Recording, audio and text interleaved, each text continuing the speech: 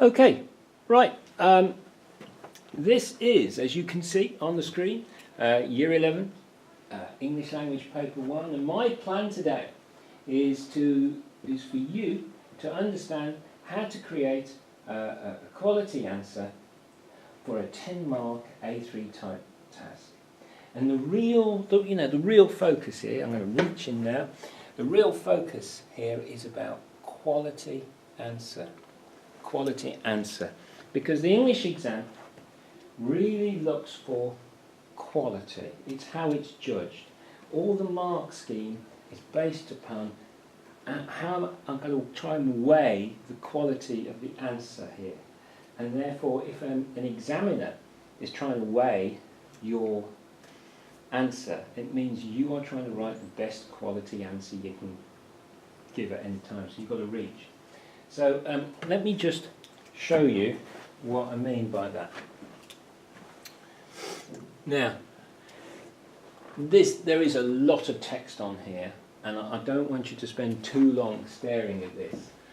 This is a shortened down version of the mark scheme for these A3 and A4 questions. All I've done is I've taken out key phrases, yeah? And so at its most basic, we've got this identify and begin to comment on some examples. And really, as I'll show you in the question, it's a trap. And one of the traps in this question is somebody reads the question and thinks, oh, I've spotted that, that's there. And yeah, you've responded to the question, but they're only going to give you 1 or 2 marks. And no matter how many times you go, oh, and there's something else, oh, and there's something else, you're still only getting 1 to 2 marks, because it's quality. And what they're looking for, really, the 5 to 6 marks is a kind of pivot, because you can see this is where I have taken out most of the key phrases that are really important in this mark scheme. So notice we've now moved to a number of different examples, but we're also talking about understanding of how language and organisation of events are used to achieve effects, okay, and influence the reader. Now, I haven't included the reference to terminology because they're always talking about attempting to use a little bit of language terminology. So, level 5-6 is asking for so much more. And if we jump to 9-10, 9-10 is really reaching out to perceptive comments and wide range analysis and well considered accurate terminology. And so we've kind of, it's like a ladder of quality. And therefore, if we simplify this down to just a few words, it looks something like that. Okay? That you just identifying something. That's marks 1 and 2. You shift to 3 and 4, you're making some straightforward comments. But 5 to 6 is about understanding how the language is used and how things are ordered for a particular effect. When you get to 7 and 8, lots of extra things are getting added in. This idea of being accurate. This concept of a range.